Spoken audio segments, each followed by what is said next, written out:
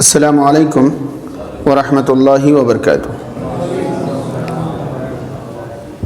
ان الحمد للہ نحمده ونستعینه ونستغفره ونعوذ باللہ من شرور انفسنا ومن سیئات اعمالنا من يهده الله فلا مضل له ومن يضلل فلا هادي له واشهد ان لا اله الا الله وحده لا شريك له واشهد ان محمدا عبده ورسوله اما بعد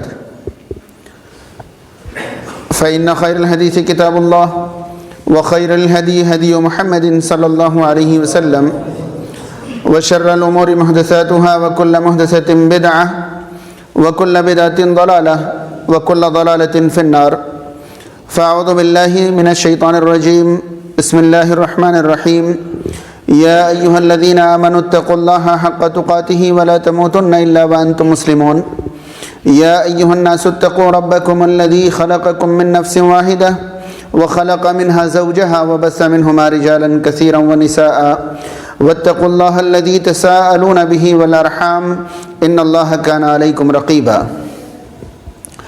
يا أيها الذين آمنوا اتقوا الله وقولوا قولا سديدا يصلح لكم أعمالكم ويغفر لكم ذنوبكم ومن يطع الله ورسوله فقد فاز فوزا عظيما وقال تعالى في موضع آخر وعلم آدم الأسماء كلها ثم عرضهم على الملائكة فقال أنبئوني بأسماء هؤلاء إن كنتم صادقين۔ محترم حاضرین کرام، تعریف و توصیف کی تمام قسمیں خالص اللہ رب العالمین کے لیے لائق و مناسب ہیں۔ درود و سلام نازل ہو اللہ کے آخری رسول محمد الرسول اللہ صلی اللہ تعالی علیہ وسلم پر۔ اللہم صلی علی محمد وعلی آل محمد کما صلیت علی ابراہیم وعلی آل ابراہیم انکا حمید مجید۔ اللہم بارک علی محمد وعلی آل محمد کما بارکت علی ابراہیم وعلی آل ابراہیم انکا حمید مجید۔ محترم حاضرین کرام، جیسا کہ آپ تمام کو معلوم ہے، تعلیم اور آج کا مسلمان یہ آج کے خطاب کا عنوان ہے۔ حاضرین، یہ عنوان اتنا وسیع اور کشادہ ہے، اس قدر اہم اور ضروری ہے اور اتنا افسوسناک ہے کہ ایک خطاب میں اسے مکمل سمیٹ پانا آسان نہیں ہے۔ اس کے باوجود میں کوشش کروں گا کہ مختصر وقت میں زیادہ سے زیادہ پہلو میں آپ کے سامنے رکھ سکوں اور اپنی بات میں آسانی سے آپ کو سمجھا سکوں انشاءاللہ۔ جو حضرات مجھ سے دور بیٹھے ہیں اور قریب میں جگہ موجود ہے، ان تمام سے گزارش ہے کہ آپ حضرات بالکل قریب آ جائیں، اور جو حضرات ٹیک لگا کر بیٹھے ہوئے ہیں میں ان سے گزارش کروں گا کہ وہ بالکل متوجہ ہو جائیں۔ اصل میں تھوڑا سا بھی اگر ہمیں آرام ملتا ہے تو ہم اپنے کام پر فوکس نہیں کر پاتے ہیں۔ آپ نے دیکھا ہوگا، یہ محسوس کرنے کی بات ہے کہ آپ دنیا کے ملٹی نیشنل کمپنیوں میں جائیں اور اربوں کھربوں روپے کی لاگت سے بنی ہوئی کمپنیوں میں جائیں، وہاں ورکر کو جو چیئر دیا جاتا ہے اس میں پیٹھ ٹیکنے کی جگہ نہیں ہوتی ہے۔ کسی نے بھی غور کیا ہوگا تو انہیں اچھی طرح اندازہ ہوگا، اور بہت مختصر پیٹھ کی کرسیاں ان کو دی جاتی ہیں، کیونکہ ظاہر سی بات ہے باس کے لیے ایسی کرسی ہوتی ہے کہ وہ آرام سے ٹکائیں، لیٹ جائیں، سو جائیں، لیکن ورکرز کے لیے ایسی نہیں ہوتی۔ اس کی ضروری وجہ یہ ہے کہ اگر ہم طالب علم کو، پڑھنے والے بچوں کو ویل چیئر پر بٹھا دیں اور کہیں کہ بھائی مدرسے کے بچے ہیں، سکون سے پڑھیں گے، اچھے سے پڑھیں گے، جی نہیں، پھر وہ 3 4 5 سال میں نہیں، 15 20 سال میں حافظ بن کے نکلیں گے، اور 8 10 سال میں نہیں، 40 50 سال میں عالم بن کے نکلیں گے۔ تو کل ملا کر یہ ہے کہ اگر ہم کسی طرف توجہ دینا چاہتے ہیں تو ہمارے لیے آرام کا ترک کرنا ضروری ہے۔ آپ حیران رہیں گے کہ نماز اللہ تعالیٰ کی طرف مکمل توجہ دینے کا ایک ذریعہ ہے، اور نماز میں آپ معمولی بھی ٹیک کسی طرف نہیں لگا سکتے۔ آپ کو پوری توجہ کے ساتھ اللہ کے سامنے کھڑا ہونا ہے۔ اچھی طرح ذہن میں رہے کہ اللہ تعالیٰ کی طرف سب سے زیادہ توجہ دینے والا بندہ وہ مانا جاتا ہے جو دنیا کا پہلو جس وقت بستر سے لگا ہوتا ہے، اس وقت جو بندہ بستر سے پہلو ہٹا کر اللہ کے سامنے کھڑا ہو جائے، وہ اللہ کی طرف سب سے زیادہ توجہ کرنے والا بندہ مانا جاتا ہے۔ سمجھ میں آ رہی بات؟ آپ سورہ سجدہ پڑھیں، باقاعدہ اللہ رب العالمین نے اسی طرح ذکر کیا ہے کہ اللہ کے نیک بندے وہ ہیں جو نیند کے وقت اپنے پہلو کو، اپنی کروٹوں کو بستروں سے الگ رکھتے ہیں اور کیا کرتے ہیں؟ اللہ کے لیے قیام، رکوع اور سجدے کرتے ہیں۔ تو یہ بہت ضروری ہے کہ اگر ہم کسی مشن کے لیے بیٹھیں، کسی مقصد کے لیے بیٹھیں، تو ساری توجہ اس کی طرف ہونا ضروری ہے۔ حاضرین، میں نے پہلے ہی کہا کہ آج ترتیب سے بات ہونا قدرے مشکل ہے، تھوڑا مشکل ہے، کیونکہ بہت وسیع عنوان ہے اور وقت بہرحال محدود ہے۔ میرے کہنے کی جو لمٹ ہے وہ بھی مجھے معلوم ہے، اور آپ کے سننے کی جو لمٹ ہے وہ بھی مجھے معلوم ہے۔ شروعات یہاں سے کرتے ہیں کہ اللہ رب العالمین نے جب انسان کو پیدا کرنا چاہا، اللہ رب العالمین نے جب انسان کو پیدا کرنا چاہا تو ایک معمولی سا اشکال فرشتوں کے جانب سے رکھا گیا تھا۔ وہ اشکال اس لیے، اعتراض میں نہیں کہہ رہا ہوں، اللہ کے حکم پر، اللہ کے ارادے پر اعتراض کون کرے، اشکال رکھا گیا تھا، اور وہ یہ کہ جب اللہ نے انسان کو پیدا کرنا چاہا تو فرشتوں نے یہ کہا کہ تیری تسبیح اور تقدیس کی بات اگر ہے تو وہ تو ہم کر ہی رہے ہیں، وہ تو ہم کر ہی رہے ہیں۔ نحن نسبح بحمدک ونقدس لک، ہم تیری تسبیح بیان کر رہے ہیں، تیری تقدیس بیان کر رہے ہیں، تیری عبادت تو ہو ہی رہی ہے، اب تو ایسی مخلوق کیوں بنانا چاہتا ہے جو خون خرابہ کرے گی، ہاں، جو فساد پھیلائے گی، جو خون خرابہ کرے گی، وغیرہ وغیرہ۔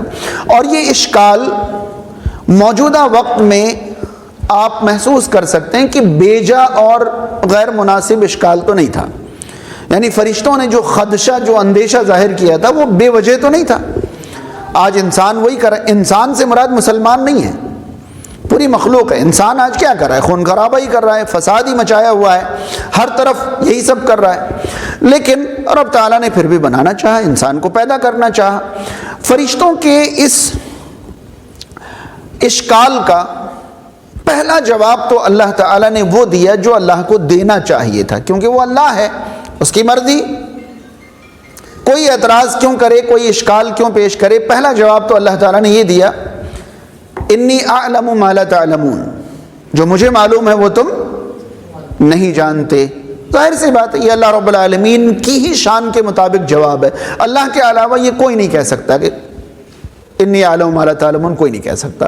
تو یہ تو اللہ رب العالمین نے پہلا جواب دیا، لیکن قابل غور بات یہ ہے کہ فرشتوں کو لاجیکلی بھی محسوس کرانا تھا کہ بھئی میں جو مخلوق بنانے جا رہا ہوں وہ کوئی معمولی چلتی پھرتی مخلوق نہیں ہے۔ لاجیکلی ظاہر سی بات ہے، جب انہوں نے اشکال پیش کیا ہے کہ اتجعل فیہا من یفسد فیہا، زمین میں ایسی مخلوق کی کیا ضرورت جو فساد مچائے، وَنَحْنُ نُسَبِّحُ بِحَمْدِكَ وَنُقَدِّسُ لَكَ، آپ سورہ بقرہ کی آیت نمبر 30، 31، 32، 33، 36 تک پڑھیں، یہ تفصیلات آپ کو مل جائیں گی۔ اس کے بعد اللہ رب العالمین نے یہ کیا کہ وَعَلَّمَ آدَمَ الْأَسْمَاءَ كُلَّهَا، آدم علیہ السلام کو اللہ نے پیدا کر دیا، روح پھونک دی، اس کے بعد آدم علیہ السلام کو اللہ نے چیزوں کے نام سکھا دیے۔ وَعَلَّمَ آدَمَ الْأَسْمَاءَ كُلَّهَا، تمام چیزوں کے نام اللہ تعالیٰ نے آدم علیہ السلام کو سکھا دی۔ ثُمَّ عَرَضَهُمْ عَلَى الْمَلَائِكَةِ، پھر وہی چیزیں جن کا نام آدم علیہ السلام کو سکھا دیے گئے تھے، وہی چیزیں فرشتوں کے سامنے پیش کی گئیں، اور ان سے کہا گیا انبئونی باسماء ہؤلاء ان کنتم صادقین، اگر آپ لوگ سچے ہیں تو ان چیزوں کے نام بتائیں۔ فرشتوں نے کہا سبحانک لا علم لنا الا ما علمتنا، تیری ذات پاک ہے، ہمیں تو بس اتنا ہی علم ہے جتنا تو نے ہمیں سکھایا ہے۔ اس کا سیدھا سا مطلب یہ ہے کہ ان چیزوں کے نام تو نے ہمیں نہیں سکھائے ہیں، تو ہمیں کیسے معلوم ہوگا یہ کیا ہیں، کس کام میں آتے ہیں، وغیرہ وغیرہ، ہمیں نہیں معلوم۔ پھر اللہ رب العالمین نے فرمایا میں نے کہا تھا کہ زمین و آسمان کا غیب میں ہی جانتا ہوں، ڈھکی چھپی باتیں، کھلی ظاہر باتیں سب میں ہی جانتا ہوں۔ کل ملا کر میں محسوس کرانا چاہتا تھا کہ فرشتوں کے سامنے انسان کی اہمیت ظاہر کرنے کے لیے اللہ تعالیٰ نے سب سے پہلی چیز جسے بنیاد بنائی تھی وہ علم تھا۔ مفہوم سمجھ میں آیا؟ فرشتوں کے سامنے انسان کی اہمیت اجاگر کرنے کے لیے. انسان کوئی معمولی مخلوق نہیں ہے، ایک اہم ترین مخلوق ہے. لیکن اہم ترین مخلوق کیوں ہے؟ کیونکہ اس کے 2 پیر ہیں، 2 ہاتھ ہیں، ایک چہرہ ہے، 2 آنکھیں، اس لیے اہم ہے. یہ بول سکتی اس لیے اہم ہے، خون خرابہ کر سکتی اس لیے اہم ہے؟ جی نہیں. اللہ تعالیٰ نے جو اہمیت کا سبب بتایا وہ کس چیز کو بتایا؟ علم کو بتایا. یہ پہلی چیز. یہ جو بات میں نے آپ تک پہنچائی ہے یہ انسانیت کی تخلیق کے پہلے دن کی بات ہے. یعنی انسان کے بارے میں اللہ تعالیٰ نے اہمیت کا پہلا سبب جس چیز کو قرار دیا وہ علم کا ہے. یہ تمام انسان، یہود، نصارہ، مسلمان، غیر مسلم، تمام کے لیے جو اہمیت کا معیار ہے وہ کیا ہے؟ علم. اس کے بعد ہم جس رسول کریم صلی اللہ علیہ وسلم کو اپنا رسول مانتے ہیں، اپنا رہبر اور رہنما مانتے ہیں، ان پر نازل ہونے والی جس کتاب کو ہم ڈائریکٹ آسمانی کتاب مانتے ہیں، پوری دنیا کے لیے جس کتاب کو ہم نظام حیات اور قانون اور دستور مانتے ہیں، اس کتاب کا پہلا لفظ جو نازل ہوا تھا وہ اقرا نازل ہوا تھا. یہ بھی ہم اور آپ اچھی طرح جانتے ہیں. اقرا پڑھو. ظاہر سی بات ہے کہ جب دنیا میں انسان، دنیا کے لیے انسان بنائے گئے تو پہلی بار میں اہمیت کا سبب جو ہے وہ علم تھا. اور آخری رسول پر جو کلام نازل کیا گیا اس کلام کا آغاز جو تھا وہ اقرا تھا. پڑھو. آ رہی بات سمجھ میں؟ یعنی کہ پہلے دن سے آخری دن تک علم اور تعلیم کی اہمیت اپنی جگہ ہے. اس کے بعد آگے بڑھیں. ہم اور آپ پائیں گے کہ ہمارا سماج اور معاشرہ رسول کریم صلی اللہ علیہ وسلم پر ایمان رکھنے کے بعد علم کے میدان میں اس قدر ترقی کر گیا، اس قدر ترقی کر گیا کہ ہم اور آپ حیران رہیں گے کہ صرف دینی علوم نہیں بلکہ دنیا کو ضرورت پڑنے والے تمام علوم میں رہبر، رہنما، امام اور پیشوا کسی زمانے میں مسلمان ہوا کرتے تھے. کسی زمانے میں مسلمان ہوا کرتے تھے. صحابہ کرام سے یہ سلسلہ شروع ہوا اور تابعین، تبع تابعین سے آگے بڑھتا ہوا. ایک دور آیا جب مسلمان دنیا میں علم کے میدان میں امام تھے، پیشوا تھے، رہبر اور رہنما تھے. علامہ اقبال رحمہ اللہ نے اس بارے میں کئی اشعار لکھے کہ ہمارے آباء اور اجداد کی لکھی ہوئی کتابوں کو جب ہم یورپ میں دیکھتے ہیں تو دل چھلنی ہو جاتا ہے، دل ٹکڑا ہو جاتا ہے. شاید تاریخ میں الجھانا مناسب نہیں ہوگا لیکن ایک زمانہ آیا جب بغداد سے علم اور فن کی وہ تمام کتابیں جو مسلمانوں کی تصنیف کردہ تھیں انہیں اپنی زبانوں میں ٹرانسلیٹ کروانے کے بعد ان تمام کتب کی لائبریری کو آگ لگا دی گئی اور مسلمانوں سے یہ سارا کا سارا علم ٹرانسفر ہو کر دوسری طرف چلا گیا. ٹھیک ہے، چلا گیا. ایک سانحہ، ایک حادثہ امت مسلمہ کے ساتھ یہ بھی پیش آیا. لیکن اس کے بعد سے ہم نے دیکھا کہ تاریخ کے پنے اس بات پر گواہ ہیں کہ پھر دوبارہ مسلمانوں نے تعلیم کی طرف سنجیدگی سے رخ نہیں کیا. کبھی تعلیم کے بارے میں مسلمانوں کو دوبارہ ہم نے سنجیدہ دیکھا ہی نہیں.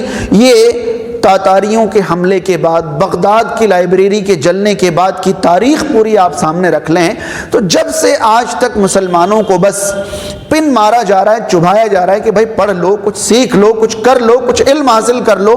لیکن نہیں، علم کی طرف ہم بالکل بھی سنجیدہ نہیں.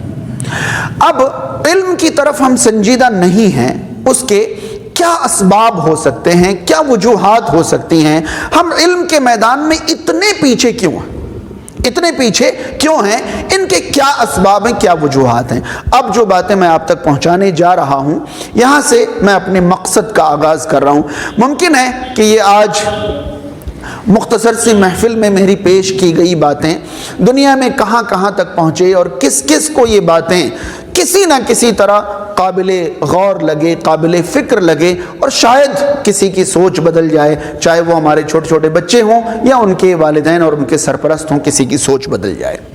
میں شروعات یہاں سے کرنا چاہوں گا. میں پہلے ہی بتا چکا ہوں، پھر سے بتا رہا ہوں، بار بار بتاؤں گا کہ آج کا جو عنوان ہے وہ بہت وسیع ہے، بہت کشادہ ہے، اور میں اس عنوان کو بالکل ترتیب سے سمیٹ سکوں یہ میرے لیے بہت مشکل کام ہے، تو شاید آج کی بات اتنی باترتیب نہ ہو، اتنی ترتیب سے نہ ہو، لیکن جو بھی مجھ سے ہو سکے وہ میں آپ تک پہنچانا چاہوں گا۔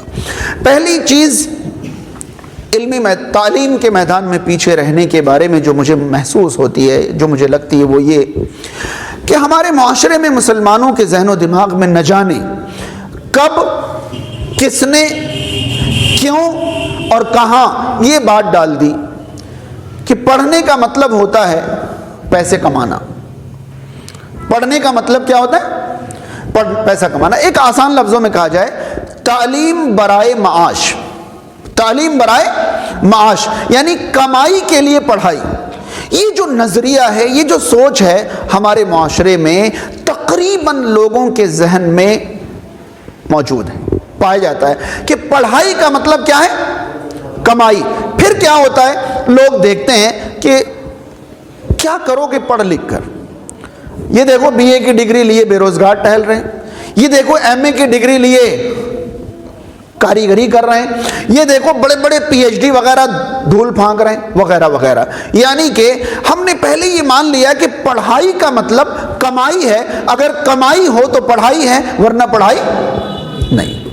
تعلیم کے میدان میں پیچھے رہنے کی بہت بڑی وجہ یہ ہے۔ دراصل پڑھائی کا مطلب کمائی نہیں ہے، پڑھائی کا مطلب ایک انسان کا انسان بننا ہے۔ بہت اچھی طرح یاد رہے، ایک پڑھا لکھا انسان اگر چائے کا ہوٹل بھی کرے گا نا تو وہ بڑے سلیقے سے چائے پینے کے والوں کو چائے پیش کرے گا، اور ایک ان پڑھ انسان اگر کرے گا تو ممکن ہے کہ وہ اپنے ناخن گلاس میں ڈبو دے یا اور کسی طرح۔ یعنی ظاہر سی بات ہے ایک پڑھا لکھا انسان منظم ہوتا ہے، وہ ڈسپلنڈ ہوتا ہے، اس کے پہننے میں، اوڑھنے میں، بات کرنے میں، چلنے پھرنے میں، کام کاج میں ایک نظم ہوتا ہے، ایک نسق ہوتا ہے، ایک ڈسپلن ہوتا ہے۔ پڑھا لکھا انسان اچھا انسان ہوتا ہے۔ کمائی کے لیے پڑھائی یہ اسلام کا دیا ہوا تصور ہرگز نہیں ہے۔ آپ مجھے بتائیں دنیا میں جہاں کہیں بھی 100% لٹریسی ہے، جہاں کہیں بھی تعلیم کی شرح جو ہے وہ 100% یعنی سارے کے سارے لوگ پڑھے لکھے ہوتے ہیں، کیا وہاں تمام لوگوں کو پڑھائی کے بعد ہائر نوکری مل جاتی ہے، اچھی نوکری مل جاتی ہے؟ نہیں۔ آپ پائیں گے کہ وہاں پر انسان آٹو بھی چلا رہا ہے تو بہتر انداز میں چیزوں کو نظم کر پاتا ہے، منظم کر پاتا ہے، وغیرہ وغیرہ۔ تو پہلی چیز تو ہمارے ذہن میں یہ رہے کہ پڑھائی برائے کمائی، یہ ہمارے ذہن سے نکل جانا چاہیے۔ پڑھائی لازمی ہے اچھا انسان بننے کے لیے، بہتر انسان بننے کے لیے، کسی بھی میدان میں بہتر کرنے کے لیے لازمی ہے۔ آپ کو معلوم ہے، آپ کو لگتا ہے کہ پڑھے لکھے لوگ کتابوں سے ہی کھیلتے رہتے ہیں۔ آپ کو اچھی طرح معلوم ہوگا آئی ٹی سیکٹر میں جو لوگ پڑھنے جاتے ہیں وہ کتابوں سے پڑھتے ہیں یا پیچکس اور پلاس سے پڑھتے ہیں؟ نہیں آئی بات سمجھ میں؟ بھائی جو میکینیکل انجینئرز ہیں وہ ایسی چیزیں بنا رہے ہیں جو کہ عام طور پر ہمیں دیکھ کر ارے یہ تو مستریوں کا کام ہے، یہ تو میکینک کا کام ہے، مگر وہ انجینئرز ہیں۔ وہ کیا بنا رہے ہیں؟ آپ محسوس کریں، وہ سلائی مشین بنا رہے ہیں، وہ ریفریجریٹر بنا رہے ہیں، وہ واشنگ مشین بنا رہے ہیں، اور اوپر چڑھتے چڑھتے وہ ہیلی کاپٹر بنا رہے ہیں، وہ فائٹر جیٹ بنا رہے ہیں، وہ اور بڑی بڑی چیزیں بنا رہے ہیں۔ وہ میکینیکل انجینئر ہیں جو آپ کو لگتا ہے کہ میں پڑھنے والوں کو تو کتاب لے کر پڑھنا چاہیے، جی نہیں۔ اگر وہ پڑھے لکھے نہ ہو نا تو اس طرح وہ جیٹ نہیں بنا سکتے، اس طرح وہ چیزیں نہیں بنا سکتے، وغیرہ وغیرہ۔ ساری چیزیں ابھی نہیں بتائی جا سکتی، نہیں سمجھائی جا سکتی۔ صرف بنیاد یہ ہے کہ پڑھائی برائے کمائی، اس سوچ سے ہمیں کیا ہونا پڑے گا؟ باہر نکلنا پڑے گا۔ پڑھائی برائے ضرورت، یہ ہماری ضرورت ہے۔ اللہ تعالیٰ نے آدم علیہ السلام کو فرشتوں کے سامنے اہم بتایا علم کی بنیاد پر۔ قرآن مجید کی پہلی بات اللہ نے نازل فرمائی اقرا کی بنیاد پر، اور نہ جانے کتنی تعلیم کی فضیلت اور تعلیم کے بارے میں قرآن مجید میں آیتیں وغیرہ وغیرہ۔ تو یہ پہلی بات سمجھ میں آئی کہ تعلیم میں پیچھے رہنے کی بڑی وجہ۔ اب ایک آدمی ہے، وہ دیکھتا ہے کہ میرا 10-12 سال کا 14 سال کا ایک بچہ ہے، وہ سمجھتا ہے کہ میں اسے 10-20 سال پڑھاتا رہوں گا، میں کھلاؤں گا، پلاؤں گا، پہناؤں گا، اڑاؤں گا، پڑھاتا رہوں گا۔ ابھی اسے ٹھیلا دے کر کہیں باہر لگا دوں، فروٹ دے کر، تو یہ 100 200 500 روپے کما کر دے گا تو بھائی یہ تو پڑھے لکھے بغیر اچھی خاصی کمائی کر رہا ہے، اس کو پڑھانے کی کیا ضرورت ہے، وغیرہ وغیرہ۔ تو پہلی بات یہ ذہن میں رہے کہ پڑھائی برائے کمائی، یعنی تعلیم برائے معاش، یہ سوچ ہماری ختم ہونی چاہیے۔ تمام بچوں کا بنیادی حق ہے اور والدین کی بنیادی ذمہ داری ہے کہ وہ اپنی اولاد کو کیا کریں، پڑھائیں وہ اپنی اولاد کو۔ نہیں پڑھائیں گے، اچھی طرح یاد رہے کب کون کس میدان پر انہیں بیوقوف بنا جائے، دھوکہ دے جائے، نقصان میں رکھ دے، آپ کو نہیں معلوم۔ بڑی بڑی جائیدادوں پر سائن کرنے کے لیے جب ایک ان پڑھ انسان پہنچتا ہے تو اسے نہیں معلوم کہ وہ جس چیز پر سائن کر رہا ہے وہاں ایگریمنٹ کیا لکھا ہوا ہے، کس بات پر وہ دستخط کر رہا ہے اسے نہیں معلوم، وغیرہ وغیرہ۔ آگے بڑھیں۔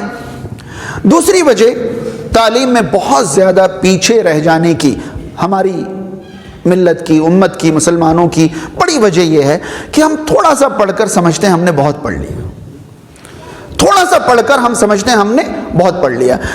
مجھے نہیں معلوم کہ ہم میں سے کتنے لوگ دنیا دیکھے ہوئے ہیں، کتنے لوگ الگ الگ شہروں میں زندگی گزارے ہوئے ہیں، وقت گزارے ہوئے ہیں، یا کتنے لوگ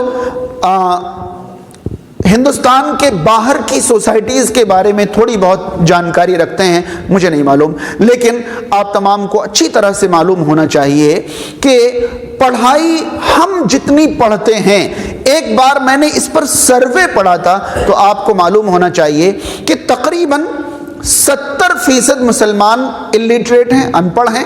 ان میں سے جو 5ویں تک پڑھے ہوئے ہیں وہ 22-23% ہیں، یعنی گریجویٹ کیے ہوئے مسلمان کی تعداد ہندوستان میں صرف 2% صرف 2% مسلمان ہندوستان میں کیا ہیں، گریجویٹ ہیں۔ اور جن معاشروں میں، جن ممالک میں تعلیم کا معیار اونچا ہوتا ہے وہاں گریجویٹ کرے ہوئے بندوں کو پڑھا لکھا نہیں مانتے، کہتے ہیں یہ تو بس تھوڑا بہت پڑھ لکھ لیا ہے، بس تھوڑی بہت جانکاری ہے۔ آپ کو ایک مزے کی بات بتاؤں، ریلیٹ کریں، جوڑیں اور محسوس کریں۔ ہم نمازی کس کو کہتے ہیں؟ جو 5 وقتہ نمازوں کا پابند ہو، ہم اس کو کیا کہتے ہیں؟ نمازی۔ حیرانی ہوگی آپ کو سن کر کہ صحابہ کرام کے معاشرے میں 5 وقتہ نمازی کو نمازی مانتے ہی نہیں تھے۔ نہیں آئی بات سمجھ میں؟ پتہ ہے کیوں نہیں مانتے تھے؟ کیونکہ 5 وقتہ نمازی سے نیچے کا کوئی تھا ہی نہیں۔ بھئی ہم 5 وقتہ نمازی کو اس لیے نمازی مانتے ہیں نا کیونکہ 80-85% نمازی ہی نہیں ہے، تبھی ہم کہتے ہیں کہ ارے یہ 5 وقتہ نمازی ہے، ارے ماشاءاللہ۔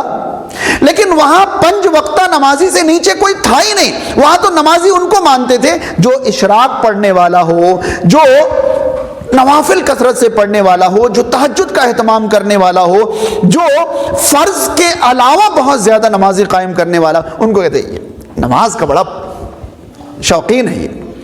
بات سمجھ رہے ہیں؟ ایک اور مثال دوں، شاید آپ کو بڑا دلچسپ سا لگے لیکن سمجھنے کی بات ہے۔ آپ کو معلوم ہے کھاتے پیتے کن کو کہتے ہیں؟ نہیں آئی بات سمجھ میں؟ بھائی ہم بولتے نہیں بولتے کھاتے پیتے لوگ ہیں بھائی، تو کھاتے پیتے کن کو کہتے ہیں؟ آپ بتائیں کون نہیں کھاتا ہے؟ یعنی فرض کھانے والوں کو کھاتے پیتے نہیں کہتے، کھاتے پیتے ان کو کہتے ہیں جو فرض کے علاوہ نوافل کثرت سے کھاتا ہو۔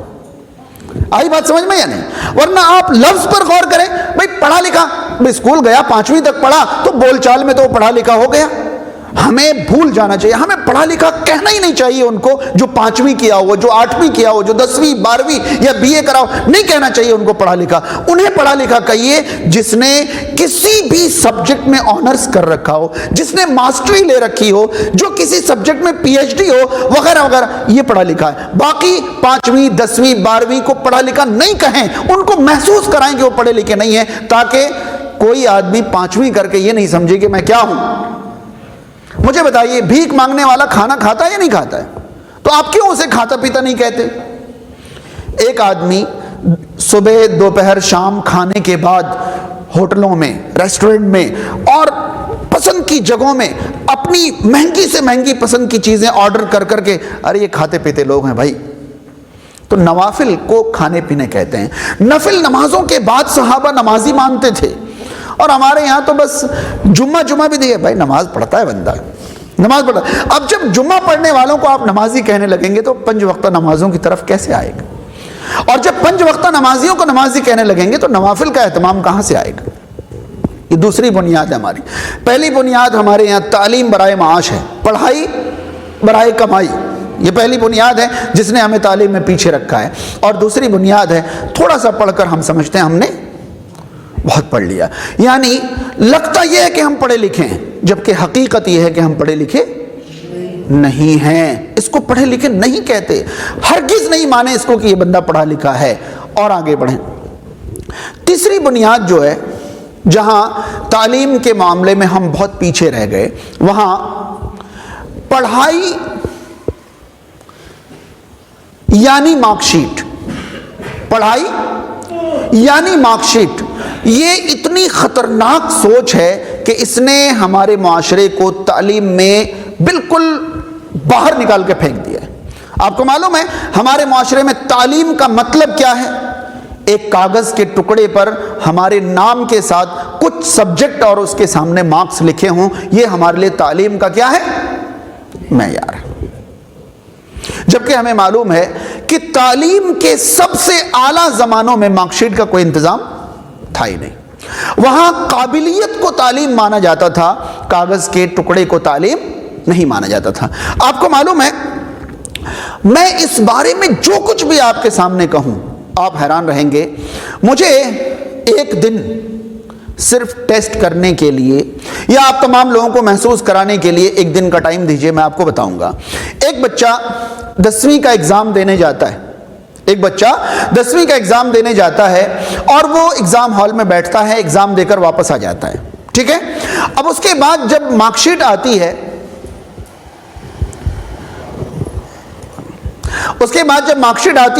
تو 10ویں کا رزلٹ اس کا پاس آ جاتا ہے کہ بھائی اس نے 10ویں کیا کر لیا؟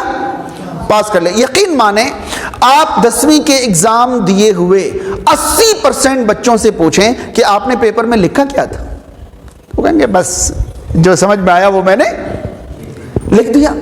حیران رہیں گے آپ کہ 10ویں پاس کرنے والے 80 85 90% بچوں کو صرف اس کاغذ نے پڑھا لکھا محسوس کرا رکھا ہے جو اس کے نام سے تعلیم بورڈ نے جاری کر دیا ہے. ورنہ اندر سے اسے پوچھیں کہ تو نے کچھ پڑھا ہے تو اس کا ضمیر کہے گا کہ تو پڑھا لکھا نہیں ہے. تو آج اگر تعلیم کا مطلب مارک شیٹ ہے تو تعلیمی مارک شیٹ تو ہر ایک کے پاس ہے لیکن علم کسی کے پاس نہیں ہے. مجھے بتائیے کہ ایک مسلم بچہ کالج میں ایڈمیشن کے دن جاتا ہے، فیس بھرنے کے دنوں میں جاتا ہے، پروجیکٹ وغیرہ جمع کرنے کے دنوں میں جاتا ہے، اس کے بعد وہ پیپر میں بیٹھ کر وہ آرام سے 12ویں 14ویں 15ویں 18ویں 20ویں جانے کیا کیا کر لیتا ہے. بات سمجھ میں آ رہی ہے؟ یعنی کبھی اس نے پڑھائی کری نہیں لیکن وہ پاس ہوتا جا رہا ہے. یقین مانیں ایک نظریہ ہے کہ بچوں کو فیل مت کرو، ایک نظریہ ہے. آپ کو پاس مارک دیے جا رہے ہیں، آپ لا نہیں رہے ہو.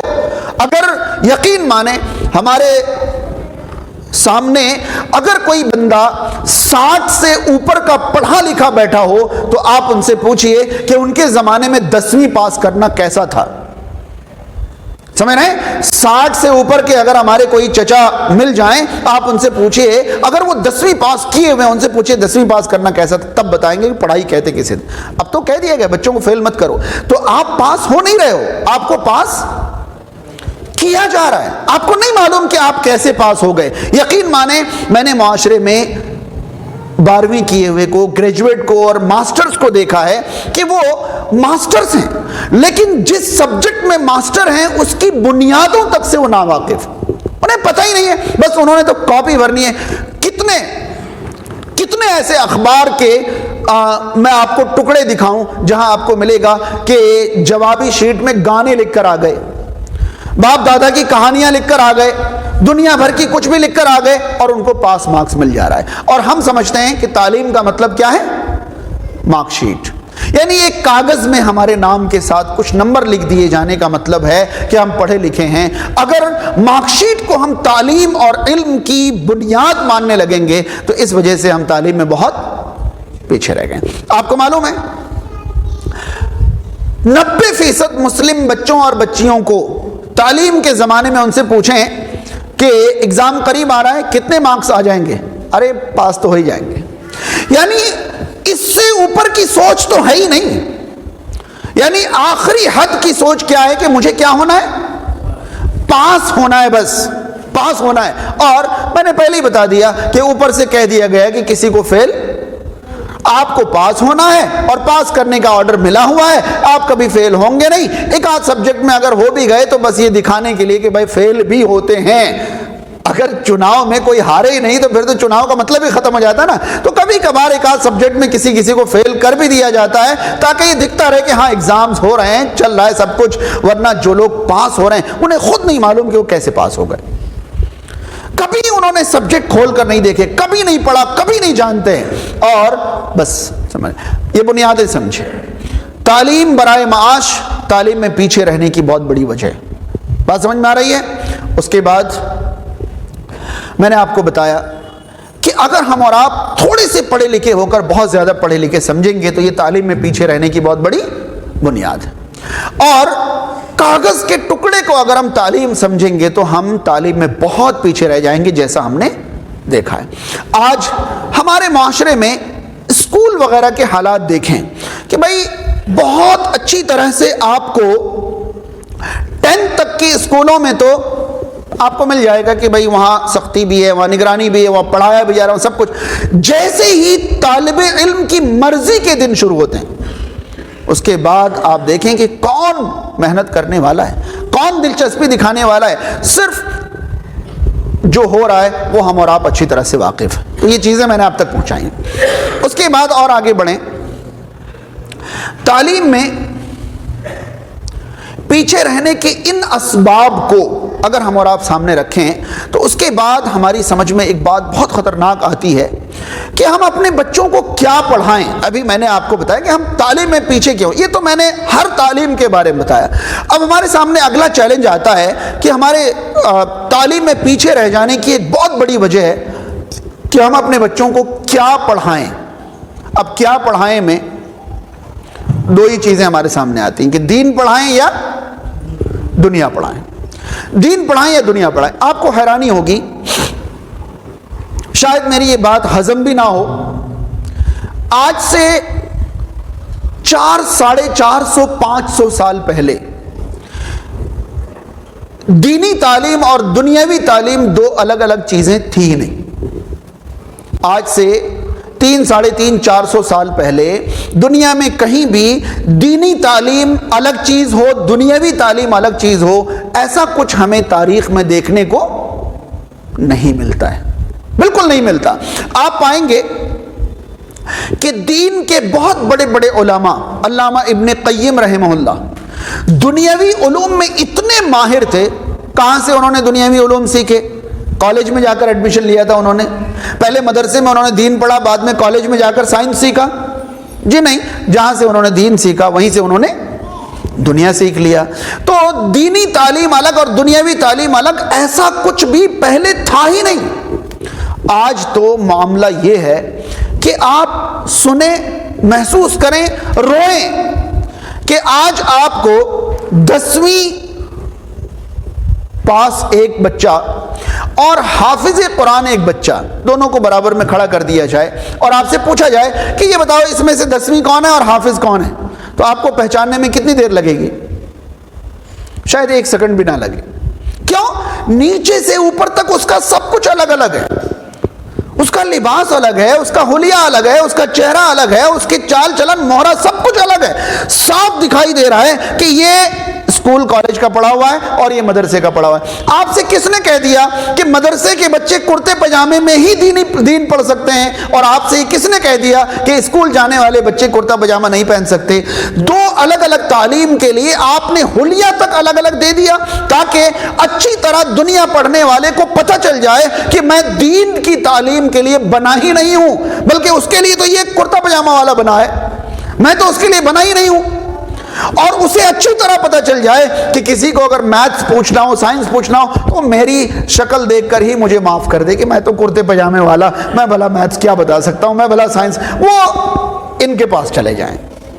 تو یہ بانٹا کس نے کہ یہ دینی تعلیم الگ ہے, دنیاوی تعلیم الگ ہے؟ کس نے بانٹا؟ اب دیکھیں, اس سے زیادہ رونے کا مقام یہ ہے کہ اگر آپ یہ 15 سال کے بچوں کو میں نے کمپیئر کیا نا, اب 35 سال کے انسان کو کمپیئر کریں. ایک 35 سال کا آدمی جس نے دینی تعلیم حاصل کر رکھا ہے ان کو کھڑا کریں, اور دوسری طرف ایک 35 سال کا آدمی جس نے دنیاوی تعلیم حاصل کر رکھا ہے ان کو کھڑا کریں.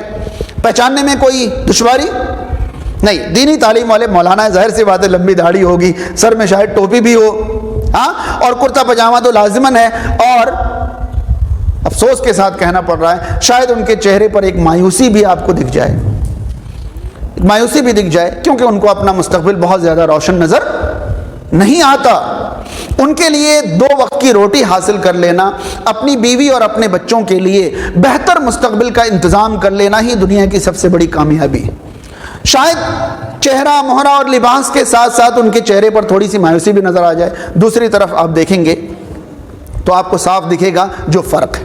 اب جو چیز رونے کے قابل ہے وہ یہ کہ اگر یہ والا بندہ زندگی میں کبھی جھوٹ بول دے تو آپ مولانا ہو کر جھوٹ بولتے ہیں آپ, اور یہ والا بندہ اگر زندگی میں جھوٹ بول دے تو آپ کو کوئی فرق نہیں پڑتا ہے. آپ مجھے بتائیے کہ یہ نظام تعلیم کی وجہ سے انسان کو بانٹنے سے ایسا ہوا نا کہ آپ ان سے برائی کی امید نہیں رکھتے ہیں, لیکن ان کی برائی آپ کو تکلیف نہیں پہنچاتی ہے, جبکہ مسلمان یہ بھی ہے اور مسلمان یہ بھی ہے. اگر بنیاد سے یہ تقسیم نہیں ہوتی, یہ جو دنیاوی تعلیم والا بندہ ہے اس کے اندر بھی اچھا خاصا دین بھرا ہوا ہوتا, اور یہ جو دینی تعلیم والا بندہ ہے اس کے اندر بھی اچھا خاصا دنیاوی علم بھرا ہوا ہوتا, تو جھوٹ یہاں بھی عیب ہوتا اور جھوٹ یہاں بھی عیب ہوتا.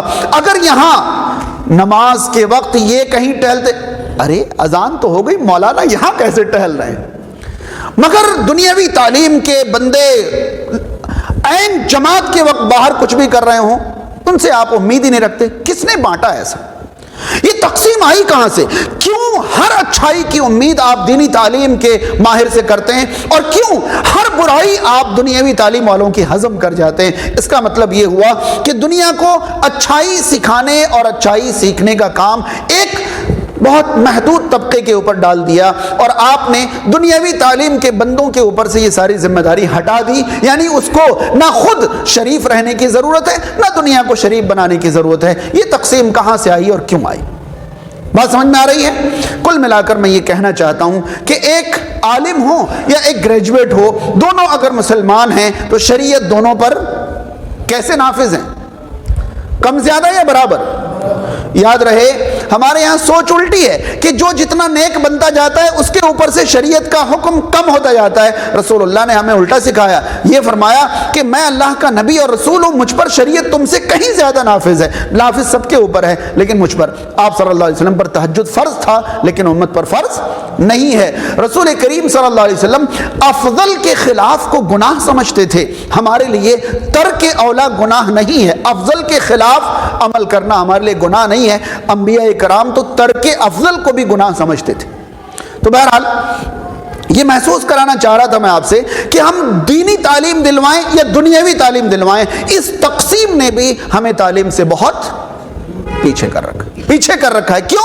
کیونکہ ظاہر سی بات ہے ایک آدمی 2 قسم کا ہو سکتا ہے, یا تو وہ دین پرست ہوگا یا تو وہ دنیا پرست ہوگا. اگر وہ دیندار ہے تو وہ اپنے بچے کو دنیاوی تعلیم کے راستے میں ڈالنے کی ہمت نہیں کر پا رہا ہے, اور اگر وہ دنیا پرست ہے تو وہ اپنے بچے کو دینی تعلیم میں ڈالنے کی ہمت نہیں کر پا رہا ہے. اگر دونوں کے سینٹرز الگ الگ ہوتے ہی نہیں, اگر دونوں کے مراکز سیم ہوتے, اگر دونوں جگہ دونوں تعلیمیں دی جاتی, بلکہ 2 الگ الگ سینٹرز ہوتے ہی نہیں. مدارس اور اسکول کیا ہوتے ہیں بھئی؟ تعلیم گاہیں ہیں, یہاں آپ کو دین بھی پڑھایا جائے گا, اور اگر ایسا ہوتا تو دیندار لوگوں کے گھرانوں کے بچے دنیا بھی پڑھ کے آتے اور دنیا دار کے بچے دین بھی پڑھ کر آتے, تو کہیں نہ کہیں یہ دیندار گھرانے میں بھی دنیا میں ترقی کے راستے کھلتے اور دنیا دار کو بھی دین میں داخل کرنے کے اسباب بن جاتے. ایک دنیا دار ہے, اس کا بچہ دنیا دار ہی رہے گا, نسلیں دنیا دار رہیں گی, کیونکہ اس گھرانے سے کوئی مدارس میں پڑھنے کے لیے تو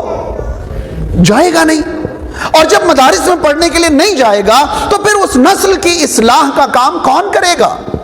بھائی مولانا تو سال میں 2 بار آئیں گے, فاتحہ وغیرہ پڑھیں گے, میلاد وغیرہ کریں گے اور ان کی بخشش کا انتظام کر کے موٹا انعام و اکرام لے کر چلے جائیں گے. اور ان کے لیے اتنا ہی کافی ہے، اس نسل کی اصلاح کے لیے تو کبھی انتظام ہو ہی نہیں سکتا۔ اور جو مولانا کے گھرانے کا ہے وہ تو ہمیشہ کھپڑیل میں ہی رہ جائیں گے، بھائی وہ تو کبھی انجینئر ڈاکٹر پروڈیوس کر ہی نہیں سکتے، وہ تو کبھی سائنس کے میدان میں اپنے بچوں کو آگے بڑھا ہی نہیں سکتے، کیونکہ سماج نے ان پر ٹھیکہ جو ڈال رکھا ہے کہ مولانا کا بیٹا کیا بنے گا، مولانا بنے گا۔ اگر مولانا نے اپنے بچے کو کہیں اور ڈال دیا تو بھائی اس کو تو جینے کے لالے، بتائیے، خود مولانا اور بچے کو وہاں پڑھا رہے ہیں۔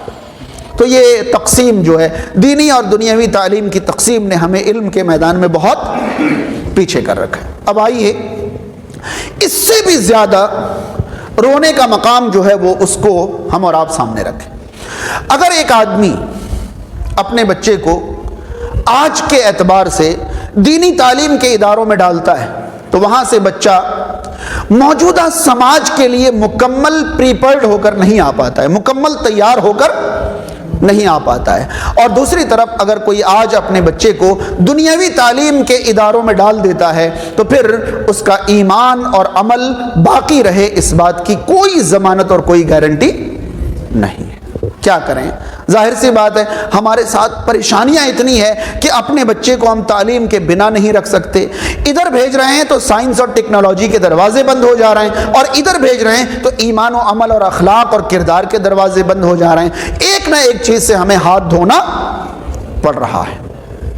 بات سمجھ رہے ہیں؟ اب ہماری بہت بڑی ذمہ داری ہے کہ پوری دنیا کے مسلمانوں کو آج اس طرح فکر کرنے کی ضرورت ہے کہ وہ ایسے تعلیمی ادارے قائم کریں جو آنے والی جنریشن کو، اس جنریشن کے لیے تو اب کچھ نہیں ہو سکتا، آنے والی جنریشن کو ایسے تعلیمی ادارے فراہم کریں جہاں دین اور دنیا کی کوئی تقسیم نہ ہو، اور وہاں ایک ساتھ بچے بہترین ڈاکٹر ہوں لیکن وقت ہوتے ہی وہ فرض اور نوافل کے ساتھ نمازیں قائم کریں، دوسری طرف بہترین علماء ہوں لیکن ضرورت پڑے تو وہ سائنس اور ٹیکنالوجی کے میدان میں بھی کھڑے ہو سکیں۔ اس طرح کے اداروں کی معاشرے کو، ملک کو بے حد ضرورت ہے۔ خیر، اب جب تک یہ نہیں ہے، جب تک ہم کیا کریں؟ تو میں نے آپ کو بتایا بڑے افسوس کے ساتھ کہ آج ہندوستان میں تمام بڑے بڑے دینی مدارس، چاہے وہ کسی بھی مسلک کے ہوں، چاہے وہ کسی بھی مسلک کے ہوں، دینی مدارس کیا پروڈیوس کر رہے ہیں، کیا پروڈکشن دنیا کو دے رہے ہیں؟ آپ پائیں گے کہ وہ مسجد کے امام پیدا کر رہے ہیں، مدرسے کے مدرس پیدا کر رہے ہیں، فتویٰ دینے والے مفتی پیدا کر رہے ہیں، اس سے اوپر کا مٹیریل مدارس پیدا نہیں کر پا رہے ہیں، نہیں کر پا رہے ہیں، جبکہ معاشرے کو آج اس سے اوپر کے مٹیریل کی ضرورت ہے۔ بات سمجھ رہے ہیں؟ بہت اونچی اونچی چیزوں کی آج ضرورت ہے۔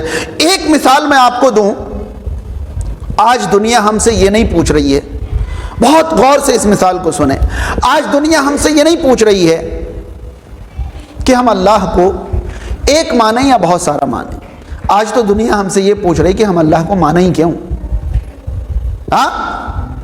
ہم اللہ کو مانیں کیوں؟ یہ دھرم کی بندشیں کیا ہوتی ہیں، یہ ریلیجن اور دین کیا ہوتا ہے؟ آج تو ہمارے سامنے یہ چیلنجز ہیں۔ آج ہم سے کوئی یہ نہیں پوچھتا کہ قربانی 3 دن ہے یا 4 دن، آج ہم سے کوئی یہ نہیں پوچھتا کہ قربانی سفید میں ہے یا کالے میں، آج ہم سے یہ پوچھتا ہے کہ قربانی کے نام پر جانوروں کی ہتیا کرنا کیا لاجیکل ہے؟ بھئی ہم قرآن اور حدیث کے دلائل جمع کریں گے 3 دن 4 دن پر، کالے اور گورے پر، سوال تو ہم سے ہو رہا ہے کہ کریں یا نہیں کریں؟ کیوں کریں؟ آپ قربانی کے نام پر جو کر رہے ہو یہ کہاں سے انسانیت ہے؟ تو اگر آپ یہیں رہ جائیں گے تو آپ دنیا کو جس چیز کی ضرورت ہے وہ فراہم نہیں کر پائیں گے۔ تو کہیں نہ کہیں آج مدارس دنیا میں وہ پروڈکشن نہیں دے پا رہے ہیں جس کی ضرورت دنیا کو ہے۔ دوسری طرف موجودہ دور کے تقاضے کے مطابق تعلیم اگر دنیاوی تعلیم کے اداروں میں مل رہا ہے تو وہاں نقصانات اتنے ہیں کہ فائدے بالکل چھپ جاتے ہیں اور صرف نقصانات ظاہر ہوتے ہیں۔ حاضرین، اب میں اپنے خطاب کے آخری دور کی طرف جا رہا ہوں اور ایک بہت ہی حساس اور خطرناک چیز آپ کو محسوس کرانا چاہتا ہوں۔ آج دینی تعلیمی اداروں میں جو سکھایا اور پڑھایا جا رہا ہے اس سے وہ دین سے تو متعارف ہو جاتا ہے، لیکن دنیا کے میدان میں وہ احساس کمتری کا شکار ہو کر بہت پیچھے رہ جاتا ہے۔ دوسری طرف دنیاوی تعلیم کے مراکز میں جو بھی سکھایا جا رہا ہے، جو بھی تعلیم دی جا رہی ہے، وہ موجودہ دور کی ضرورت ہے، موجودہ زمانے کی ضرورت ہے، لیکن جو آئیڈیالوجی دنیا کے تعلیمی اداروں میں موجود ہے وہ حد درجہ خطرناک ہے، حد درجہ خطرناک ہے۔ نظام تعلیم جو ہے، جو پڑھایا جا رہا ہے، جو سلیبس ہے، جو کورس ہے، وہ تو اپنی جگہ ہے، لیکن جو آئیڈیالوجی ہے، میں کچھ مثالیں آپ تک پہنچاؤں اور بہت غور سے ان مثالوں کو سنیں، یہی آج میری گفتگو کے آخری مراحل ہے۔ آج دنیاوی نظام تعلیم میں سب سے پہلی بنیادی آئیڈیالوجی جو ہے وہ ایتھیزم ہے۔ ایتھیزم ہے کہ ساری کی ساری چیزیں آٹومیٹیکلی ایکسیڈنٹلی وجود میں آئی ہیں، ان کا کوئی خالق نہیں ہے، ان کا کوئی مدبر نہیں ہے، ان کا کوئی نظام چلانے والا نہیں ہے، بلکہ یہ ساری چیزیں آٹومیٹیکلی چل رہی ہیں، یعنی کوئی معبود نہیں ہے، کوئی خالق اور مالک نہیں ہے۔ یہ ایتھیزم دنیاوی تعلیم کے مراکز میں سب سے پہلی آئیڈیالوجی ہے، سب سے پہلی بنیاد۔ آپ جانتے ہیں اگر آپ کو یہ بات صحیح لگ جائے، میں یہاں الحاد پر، دہریت پر یا ایتھیزم پر گفتگو کرنے نہیں آیا ہوں، میں آپ کو صرف فرق بتاؤں کہ ایک آدمی ہے جو دینی تعلیم کی آئیڈیالوجی کے مطابق دنیا پڑھ رہا ہے، وہ یہ جانتا ہے کہ میں سائنٹسٹ بن جاؤں، انجینئر بن جاؤں، ڈاکٹر بن جاؤں، آئی ٹی میں بہت آگے چلا جاؤں، لیکن اس کی بنیاد یہ ہے، اس کی آئیڈیالوجی ہے کہ میرا ایک خالق اور مالک ہے جو ہر دن، ہر وقت، ہر حال میں، ہر جگہ مجھے کیا کر رہا ہے؟ دیکھ رہا ہے۔ بات سمجھ رہے ہیں؟ اور دوسری طرف ایک دوسرا بندہ جو دنیاوی اداروں سے انہی سارے سیکٹر میں کامیابی حاصل کر کے آ رہا ہے، اب اس کی آئیڈیالوجی یہ ہے کہ کوئی خالق اور کوئی مالک نہیں، یعنی مجھے دیکھنے والا کوئی نہیں، میرے اوپر کوئی ہستی نہیں ہے۔ اب بتائیے کہ یہ جو بندہ اللہ کو ماننے والا ہے، یہ برائیوں سے اس لیے بچا ہوا ہے کیونکہ اس کی بنیاد یہ ہے کہ اللہ اس کو دیکھ رہا ہے، اور دوسری طرف اس کو تو یہ سمجھا دیا گیا ہے تمہارے اوپر کوئی، تو جہاں اس کا بس چلے گا وہاں وہ کیا کرے گا؟ ظاہر سی بات ہے وہی کرے گا جو اس کا دل چاہے گا۔ اور ہم اچھی طرح جانتے ہیں کہ انسان رحمان سے دور ہوا تو کس سے کنیکٹ ہوتا ہے؟ شیطان سے کنیکٹ ہوتا ہے۔ جب وہ رحمان سے دور ہوگا تو اس سے آپ شیطانی کی ہی امید رکھ سکتے ہیں، پھر آپ رحمانیت کی امید تو نہیں رکھ سکتے۔ فرق سمجھ میں آیا کہ ایک طرف اسلامی آئیڈیالوجی کے ساتھ اگر کوئی دنیاوی تعلیم حاصل کرے تو اس کے ذہن میں کہیں نہ کہیں اللہ کا تصور باقی رہتا ہے جو اسے شیطان بننے سے کیا کرتا ہے؟ روکتا ہے۔ دوسری طرف اگر کوئی دہریہ اس میدان میں آگے بڑھ جائے تو اب اس کو یہ سمجھ میں آتا ہے کہ میرے اوپر کوئی بھی نہیں ہے، جو کروں گا میں کروں گا، مجھے کوئی دیکھنے والا نہیں، مجھے کوئی روکنے والا، وغیرہ وغیرہ۔ آگے چلیے، اگلی بنیاد جو ہے وہ جدید نظام تعلیم، یعنی دنیاوی تعلیم کے جو مراکز ہیں وہاں اگلی جو آئیڈیالوجی سب سے زیادہ کار فرما ہے وہ کیپٹلزم ہے۔ کیپٹلزم کا مطلب یہ ہوا کہ مادہ پرستی پوری طرح سے جدید نظام تعلیم کا ایک آئیڈیا ہے، ایک آئیڈیالوجی ہے۔ اب اس میں کیا ہوتا ہے میں آپ کو بتاؤں، یعنی ہر انسان کو یہ بتا دیا گیا ہے کہ انسان کو صرف ایک بار زندگی ملی ہے، مریں گے اور ہمارا کام کیا ہو جائے گا؟ ختم ہو جائے گا۔ اب بتائیے کہ ایک مسلمان، بہت اچھی طرح فرق سنیں، ایک مسلمان جس کی آئیڈیالوجی یہ ہے کہ یہ ہماری دنیا جو ہے یہ تو زندگی کا ایک مختصر سا حصہ ہے، ہم یہاں جینے کے لیے آئے ہی نہیں ہیں، ہم تو یہاں جینے کی تیاری کرنے کے لیے آئے ہیں، اصل زندگی تو ہمیں آخرت میں گزارنی ہے، تب وہ کیا کرتا ہے کہ وہ ابھی انتظار میں ہے کہ مجھے سارے مزے جو کرنے ہیں وہ کہاں کرنے؟ آخرت میں کرنے، یہاں جتنا مل جائے حلال طریقے سے، کسی کو نقصان پہنچائے بنا، وغیرہ وغیرہ، وہ میرے لیے بہت ہے۔ اور دوسری طرف ایک آدمی کا نظریہ یہ ہو کہ مجھے جو زندگی ملی یہی زندگی ہے، مرنا ہے، ختم ہو جانا ہے، دوبارہ کوئی زندہ نہیں ہونا ہے، کوئی آخرت نہیں ہے، کوئی، یعنی یہ جو مادہ پرستی ہے، اس میں انسان کو آخرت کا کوئی تصور دیا ہی نہیں جاتا۔ پھر وہ کیا کرتا ہے کہ وہ اپنی زندگی کا ہر منٹ کس میں گزارنا چاہتا ہے؟ عیش میں گزارنا چاہتا ہے، مزے میں گزارنا۔ بھائی ظاہر سی بات ہے، جس کو یہ کہا جائے کہ تمہیں 5 منٹ ملیں جو کرنا ہے کر لو، تو پھر وہ 5 منٹ میں سے 2 منٹ تھوڑی کرے گا، وہ تو 5.5 منٹ کرے گا نا۔ نہیں آئی بات سمجھ میں؟ بھائی ایک مسلمان صبر کے ساتھ اس لیے کیونکہ اسے معلوم ہے مجھے تو مزے ملیں گے، اور جسے یہ معلوم ہے کہ جو کچھ ہے دنیا ہی ہے، پھر وہ دنیا کے مزے پر بھوکے کتے کی طرح ٹوٹ پڑتا ہے۔ بات سمجھ رہے ہیں؟ اس کے بعد یہ تعلیم گاہیں فحاشی اور گندگی کے اڈے بن جاتے ہیں، پھر یہ مزے لوٹنے کے ذریعے بن جاتے ہیں۔ پھر یہاں تعلیم نہیں ہوتی، تعلیم کے علاوہ جس چیز کو انسان دنیا میں حاصل کرنا چاہتا ہے وہ ساری چیزیں وہاں ہوتی ہیں۔ وہاں پھر بدکاری ہوتی ہے، وہاں بے حیائی ہوتی ہے، وہاں ننگا ناچ ہوتا ہے، وہاں بچیاں بیچی جاتی ہیں، خریدی جاتی ہیں، وغیرہ وغیرہ، یہ سب کچھ ہوتا ہے۔ کس چیز کا فرق ہے؟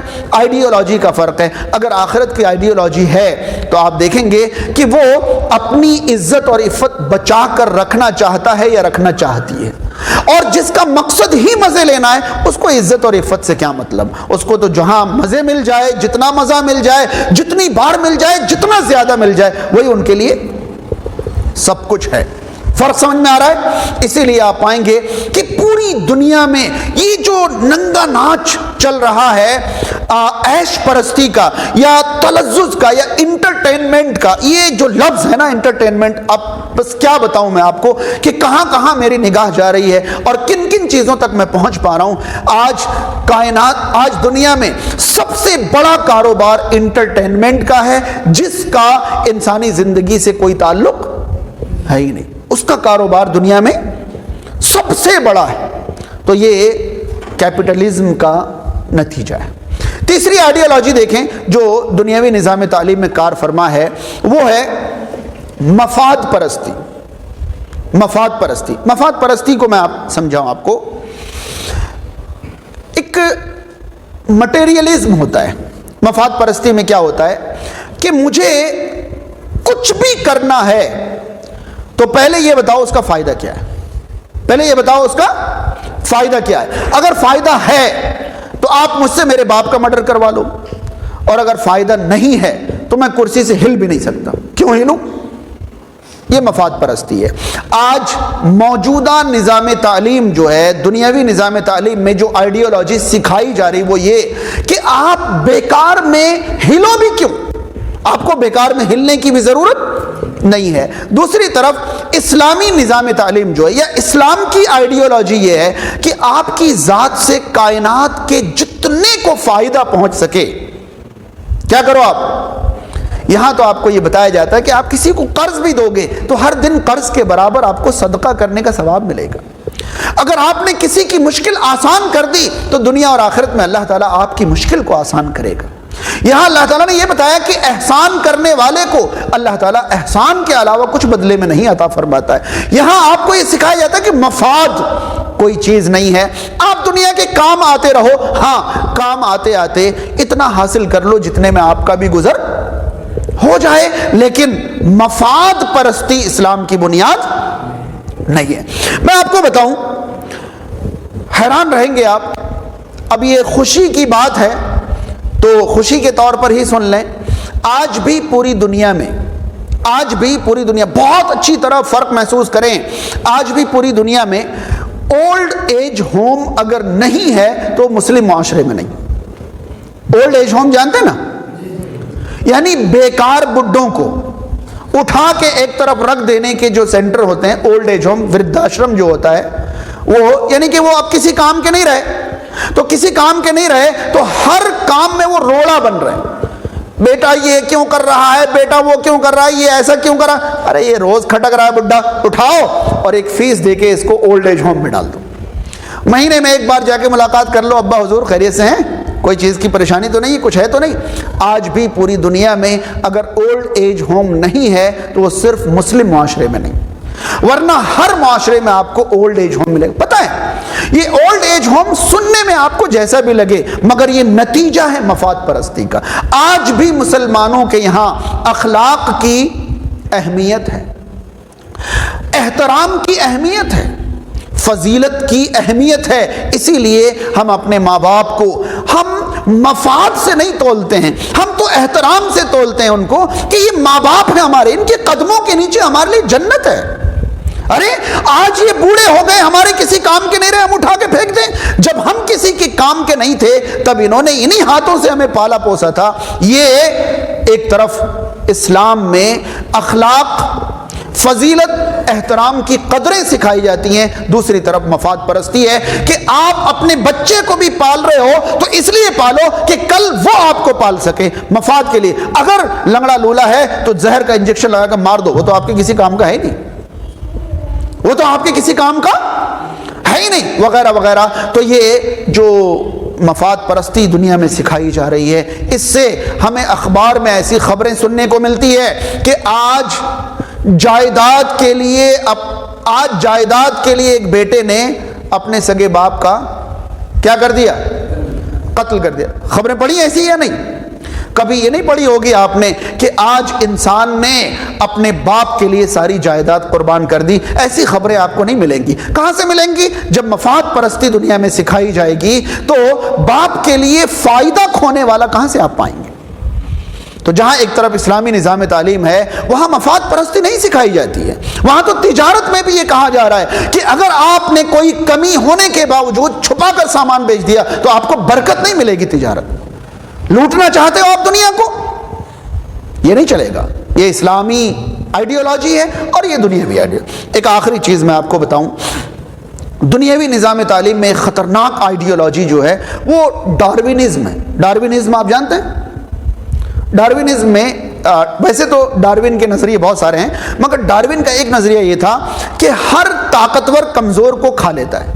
ایک نظریہ ہے، ہر طاقتور کمزور کو کیا کر لیتا ہے؟ کھا لیتا ہے۔ یہ ڈاروین کا ایک نظریہ، اور اس بات کے لیے اس کے پاس ہزاروں دلیلیں۔ جنگل میں طاقتور جانور کمزور جانوروں کو کیا کر لیتے ہیں؟ کھا لیتے ہیں۔ بھائی شیر جو ہے جنگل کا جانور ہے، ہرن بھی جنگل کا جانور ہے، شیر طاقتور ہے، وہ ہرن کو کیا کر لیتا ہے؟ کھا لیتا ہے۔ سمجھ رہے ہیں؟ آپ یہاں دیکھیں، یہ لائٹ جل رہی ہے، چھوٹے چھوٹے کیڑے ٹہل رہے ہوں گے، ایک چھپکلی آئے گی اور وہ گھات لگا کے کیڑوں کو کیا کرے گی؟ کھا لے گی۔ آپ سمندری دنیا سے اگر واقف ہیں تو سمندر میں دیکھیں کہ بڑی مچھلیوں کی خوراک کیا ہے؟ چھوٹی مچھلیاں ہیں۔ ظاہر سی بات ہے یہ ڈاروین کا نظریہ ہے۔ ڈاروین کا ماننا یہ ہے کہ طاقتور کمزور کو کھا لے تو یہ ظلم نہیں ہے، یہ تو فطرت کا تقاضا ہے، ایک نظام ہے۔ اسی لیے آج دنیا میں جو طاقتور ہے وہ کمزور کو دبانے میں لگا ہوا ہے۔ آپ کو نتیجے دکھ رہے ہیں تو آپ چیخ رہے ہو کہ کیا بات ہے، کوئی کچھ بولتا کیوں نہیں ہے، سب خاموش کیوں ہیں، کیوں کمزور کو سب دبائے جا رہے ہیں؟ بھائی جب اسلام آپ کو یہ بتائے گا کہ آپ ناحق کسی کو اتنا سا بھی تکلیف پہنچاؤ گے تو یہ آپ ظلم کرو گے، اور ظلم ظلمات ہے، قیامت کے دن آپ کو یہ بھرنا پڑے گا۔ تو کوئی مسلمان کسی پر ظلم کیسے کرے گا؟ دوسری طرف یہ بتایا جائے گا آپ طاقتور ہو، آپ کو جینے کا حق ہے، جو کمزور ہے ان کو جینے کا حق نہیں ہے۔ آپ تو کیا کرو، کمزوروں کو پوری طرح رگڑ دو، مسل دو، جو کمزور ہیں ان کو کھا جاؤ آپ۔ اسی لیے پوری دنیا میں آپ دیکھیں گے کہ طاقتور بننے کا ہوڑ جو ہے پچھلے کئی سو سالوں سے لگاتار جاری ہے، اور طاقتور بننے کے لیے کمزوروں کا خون بہانا یہ آج کا معاملہ نہیں ہے۔ تو کل ملا کر اگر یہی ساری چیزیں، یعنی دنیا میں آج جو علوم ہیں، جو فنون ہیں، جو بھی آپ کہہ لیں کہ دنیا میں بے شمار علم کی قسمیں آج ترقی کر گئی ہیں، علم فلکیات ہیں، علم ارضیات ہیں، علم جغرافیہ ہیں، علم تاریخ ہے، علم طب ہے، وغیرہ وغیرہ، یہ ساری کے سارے سائنسز جو ہیں، ان تمام علوم کو اگر اسلامی آئیڈیالوجی کے ساتھ سیکھا جائے تو انسان ڈاکٹر بعد میں بنے گا، پہلے وہ مسلمان بنے گا۔ اور ایک مسلمان ڈاکٹر، نام کا نہیں، نام کا، بھائی نام کے مسلمان ڈاکٹر بہت ہیں لیکن سب سے زیادہ کرپشن کی رپورٹیں انہی کے پاس سے آ رہی ہیں۔ اگر وہ اسلامی آئیڈیالوجی کو ماننے والا ڈاکٹر ہوگا تو جانتے ہیں آج سے 50 سال پہلے جب ڈاکٹر کے پاس کوئی مریض آتا تھا تو ڈاکٹر کے دل میں یہ خیال آتا تھا کہ بندہ تکلیف میں ہے، مجھے اللہ نے ہنر دیا ہے، پہلے اس بندے کی تکلیف دور کرو۔ وہ بھاگ کے جاتا تھا، اس کا علاج کرتا تھا، علاج کرنے کے بعد کہتا تھا لاؤ پیسے دو، کہتا نہیں ہے، کتنا ہے؟ اتنا ہے، چلو دو جاؤ۔ کیونکہ اسے خوشی ہوتی تھی کہ میرا جو فرض ہے وہ میں نے ادا کر دیا، فرض ادا کرنے کے بعد جو میری مقدر میں تھی وہ مجھے مل گیا۔ بات سمجھ رہے ہیں؟ فرض میں نے پہلے کیا کر دیا؟ ادا کر دیا، اور جو مقدر میں تھی وہ مجھے مل گیا۔ اگر مالدار ہوتا زیادہ بھی دے کے جاتا، غریب ہے تھوڑا کم دے، کوئی مسئلہ نہیں، وہ لے لیتا۔ اور ہم نے بہت سالوں پہلے ہم نے اپنے بچپن میں یہی دیکھا ہے کہ ہر طبیب، ہر معالج، ہر ڈاکٹر پہلے اپنا فرض سمجھتا تھا کہ مریض کے مرض کو دور کرو اگر میرے بس کی بات ہے، بعد میں جو ملے گا لے لیں گے، نہیں ملے گا چل بھائی جا، اللہ خوش رکھے تجھے۔ ہاں، اور بہت ملے گا تو بہت بھی لے لیں گے، تھوڑا ملے گا تو تھوڑے پر بھی گزارا کر، کیونکہ جو ملتا تھا اسے وہ مقدر سمجھتے تھے، اور جو وہ کرتے تھے اسے وہ ڈیوٹی سمجھتے تھے۔ اور آج آپ وینٹیلیٹر پر مریض کو لے کر کسی ملٹی اسپیشلٹی ہاسپٹل کے دروازے پر پہنچ جائیں، پہلے آپ سے وہ پوچھیں گے آپ کے پاس پیسے کتنے ہیں؟ اگر اتنے پیسے ہیں تو ہمارے دروازے سے اندر آئیں، اور نہیں ہے تو مرے آپ کا باپ، مرے آپ کی ماں، ہمیں کیا لینا دینا؟ بات سمجھ رہے ہیں؟ کیوں؟ وجہ یہ ہے کہ وہ ڈاکٹر ہیں۔ ممکن ہے کہ ان کا نام سعود ہو، ان کا نام حمود ہو، ان کا نام شکیل ہو، ان کا نام فہیم ہو، لیکن نظریہ اسلامی ان کے اندر، یہ دنیاوی تعلیم کے نظریات سے پڑھ کر وہ ڈاکٹر بن کر آئے ہیں۔ نام ان کا مسلمانوں جیسا ہو سکتا ہے، لیکن وہ فرض نبھانے والا اور مقدر کا حاصل کرنے والا نظریہ وہ کہاں سے لے کر آئیں گے؟ کہاں سے لے کر آئیں گے؟ پھر اس کے بعد آپ دیکھیں کہ دنیا کے ہر میدان میں آپ کو بندہ بہت زیادہ پاورفل ملے گا، نالج کے اعتبار سے، ڈگری کے اعتبار سے، فن کے اعتبار سے، لیکن اندر اگر اسلامی آئیڈیالوجی ہوگی تو وہ ہر جگہ فائدہ پہنچائے گا، ہر جگہ بہتری اس سے پیدا ہوگی، اور دنیا کا یہ نظام اس طرح ظلم و ستم والا نہیں ہوگا۔ حاضرین، تعلیم اور آج کا مسلمان، یہ میرا عنوان تھا۔ جو چیزیں میں نے آپ تک پہنچائی ہیں وہ یہ کہ تعلیم میں ہمارے پیچھے رہنے کے اسباب یہ ہیں کہ ہم تعلیم برائے معاش کا نظریہ لیے گھوم رہے ہیں، تھوڑا سا پڑھ کر ہم اپنے آپ کو بہت زیادہ پڑھا لکھا سمجھ لیتے ہیں۔ یہ ساری چیزیں میں نے آپ تک پہنچائی۔ اللہ تعالی ہم تمام کو مفید اور نفع بخش تعلیم والا مسلمان بننے کی توفیق عطا فرمائے۔ اللہ تعالی ہمیں دینی اور دنیاوی تعلیم سے مسلح فرمائے۔ اللہ تعالی ہمیں دینی اور دنیاوی تعلیم سے بھرپور مالا مال فرمائے۔ سماج اور معاشرے میں جو لوگ پریشان حال ہیں، اللہ تعالیٰ ان کی پریشانیوں کو دور فرمائے۔ جو بیمار ہیں، اللہ تعالیٰ ان کی بیماریوں کو دور فرمائے۔ جو بے روزگار ہیں، اللہ تعالیٰ انہیں حلال اور پاکیزہ رزق عطا فرمائے۔ جن کے رزق میں تنگی ہے، اللہ تعالیٰ کشادگی فرمائے۔ جو لوگ دنیا میں زندہ ہیں، اللہ تعالیٰ انہیں اللہ کی مرضی کی زندگی گزارنے کی توفیق عطا فرمائے۔ جو لوگ دنیا سے جا چکے ہیں، اللہ تعالیٰ ان کی مغفرت فرمائے، اللہ تعالیٰ ان کے درجات بلند فرمائے۔ اقول قولی ھذا استغفر اللہ لی ولکم ولسائر المسلمین والحمد للہ رب العالمین، والسلام علیکم ورحمۃ اللہ وبرکاتہ۔